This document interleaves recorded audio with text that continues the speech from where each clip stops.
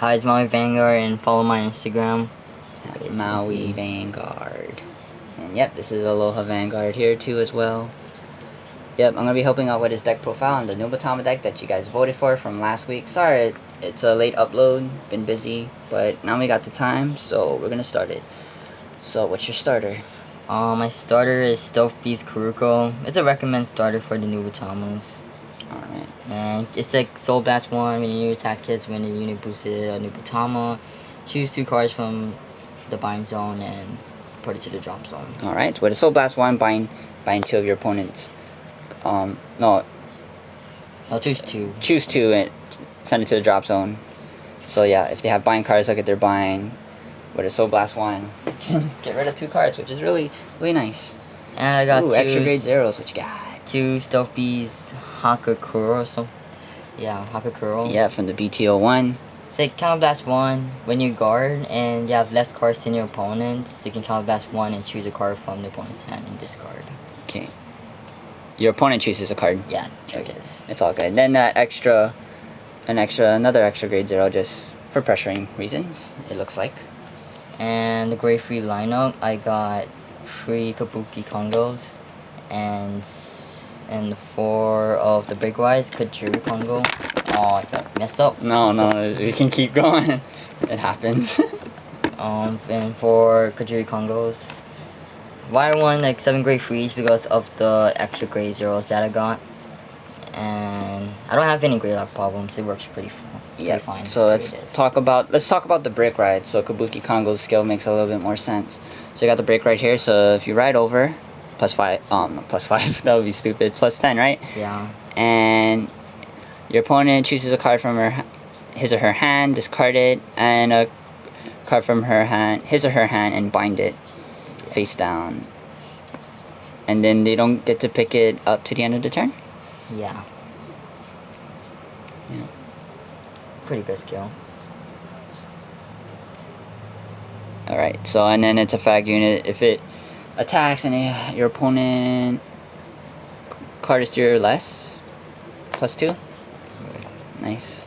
Alright then, Kabuki Kongo. You know the limit break. Yeah. Say Counter Blast 1 when you attacks a Vanguard, and you can bind all rear guards face up, and the number of cards in your opponent's bind zone is 3 or more. The unit gets 10,000. Yep. So this is good for him. So it becomes more pressuring, and then with Kabuki Kongo, with the break ride, it's gonna be like 21 plus the limit break from Kabuki Kongo. That's gonna be 31 by itself. So that's really pressuring if your opponent doesn't have perfect guards, but you know, it's that binding pressure, especially during late game. Really strong.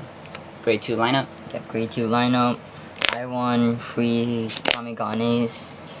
This card's pretty good. You can just like bind the opponent's starter. Yep, you can place it on Vanguard or Rear Guard. And then when you attack his, like this guy again, he comes out.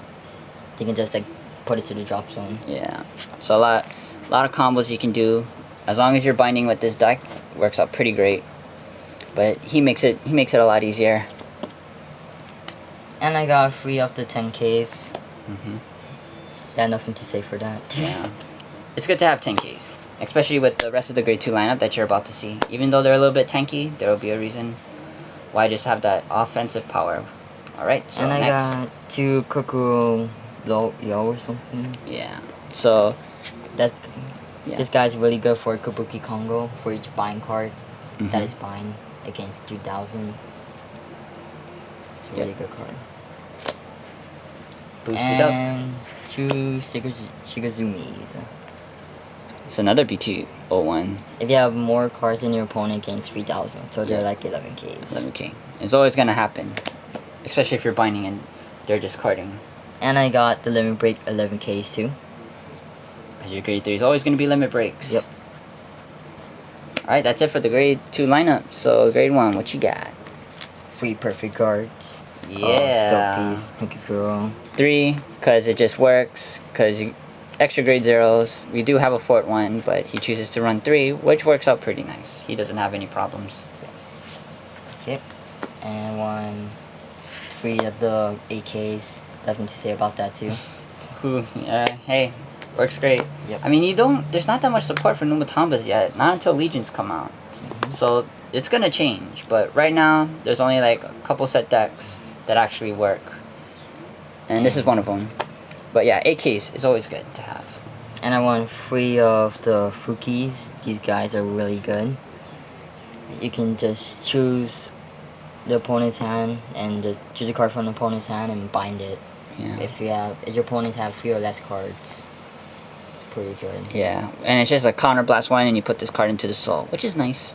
It's good for the starter again. Yeah, it's good for the starter. As long as you keep that starter doesn't get retired, it just builds up that pressure behind your Vanguard or your rear guard, depending where you put it.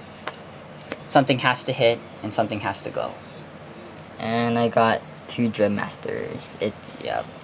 Counter Blast 1, when you attack hits, when it's boosted a Numbatama, it can be a rear guard or a Vanguard when it hits. So you can choose a card from your opponent. Oh, actually your opponent chooses. Yeah, your opponent chooses, yeah. But you gotta have less cards than your opponent. Yeah, so it's just good to have on the field. It's that pressuring, because, I mean, your opponent's going to be guarding. They can't guard everything, and if they do, they have enormous hand power.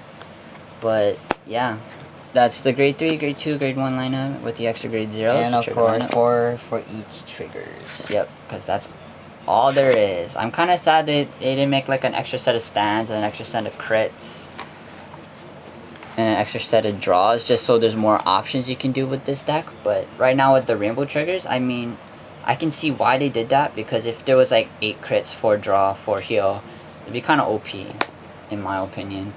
Or if it was an all stand trigger deck, because then you can just restand rear guards, and if the attack hits, I mean, you can bind cards again, and I don't know, it's just really OP. But we're ready to see some more support for this deck. So what is your thoughts of how this is gonna handle up against cards from Infinite Rebirth, like Liberators, Dryonic Overlord, that Rebirth card, and, you know, Mega Colonies? How do you think it's gonna handle? If you get the right cards for it, or you get lucky. If you get lucky, you yeah. Yeah, I mean, because if your opponent's hand is like big, like 10 cards, like what's the point of discarding? You still have like a big huge hand to yeah. guard. Well, I mean, it does take pressure off, and I mean, that's what I think this deck should be based on, is pressure, and nothing else, nothing more, nothing less. As long as something hits, you can activate effects, and your opponent has to guard. If not, they're going to be losing resources and all that stuff. And I think that's what it all comes down to, is getting rid of their resources and just trying to minimize their images on winning. But yeah, this is the deck profile. Comment down below if you guys want to, you know, your thoughts on it and whatever. It's my brother's first time making a deck profile. Well, you did it with Vermilions, but that was a while ago. But yeah, I was young. yeah, you're like a year younger than what you are right now, but it's fine. But yeah, comment what you guys think, like the video, ride that subscribe button if you haven't yet. Till next time, aloha, happy card fightings, and stay tuned for more things Vanguard. Shoots, we out.